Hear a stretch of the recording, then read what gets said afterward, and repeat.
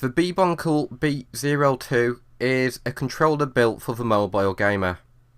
But what makes it so mobile friendly? And considering that you can pay the same price for an Xbox One controller that will connect to the same range of devices, is it worth paying the same price?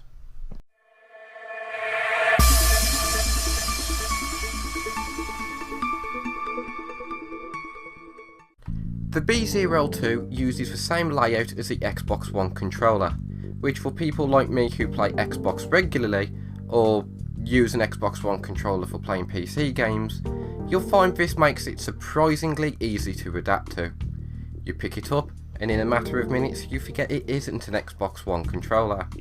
Well, if you've got bigger thumbs, the spacing between the D-pad and the left analog stick may be a bit of a problem for you, as whilst I did find this easily allowed me to switch between the two, it's not difficult to imagine that people with bigger hands may wind up hitting the analog stick by accident when using the D-pad, or vice versa. However, whilst the BL2 keeps that familiar layout, it does what I'm going to call a Joy-Con in terms of splitting up the function buttons. Home is moved to the left, allowing you to skip back to your phone's home screen, quite big and just far enough out of the way not to be a problem whatsoever.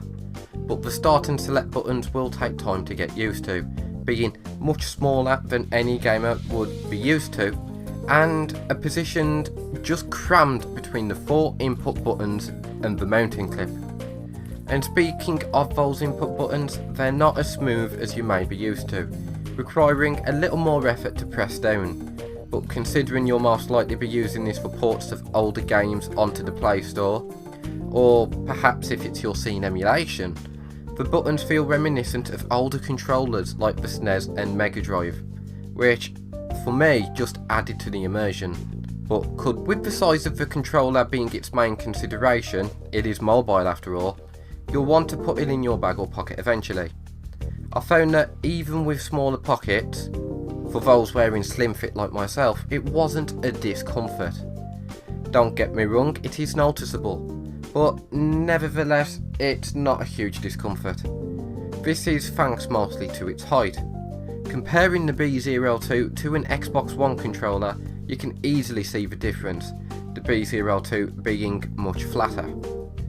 But whilst it does this by removing much of the hand grips, what they leave behind is still enough to keep that comfort you're used to.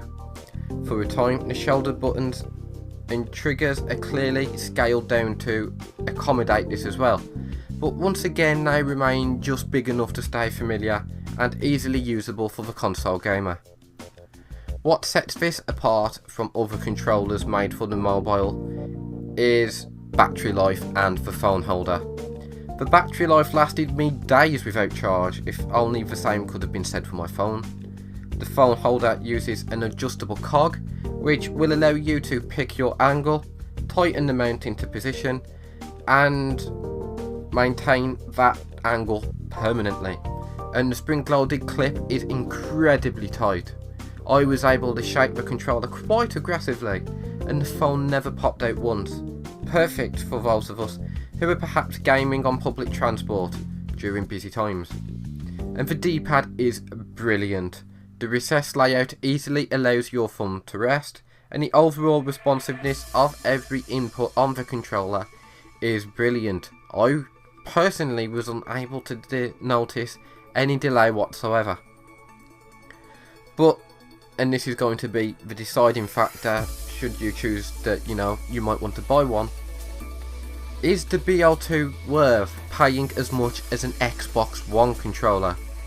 Currently on eBay, the only place I could find to get one here in the UK, we were talking at least £40. Well, this is going to depend on you. An Xbox One controller, whilst it works on Android with Bluetooth, might not be the best bet for you, considering that this controller offers the clip to mount it to the controller, so your phone just stays there and you can just sit there and you can game. Personally, I consider it a brilliant investment for myself. It was easy to get used to, and it worked on my PC and phone with the click of a button. But while this makes it quite appealing, the layout may not be as comfortable for PlayStation users, who may opt for a controller which sticks to a layout they're more accommodated to.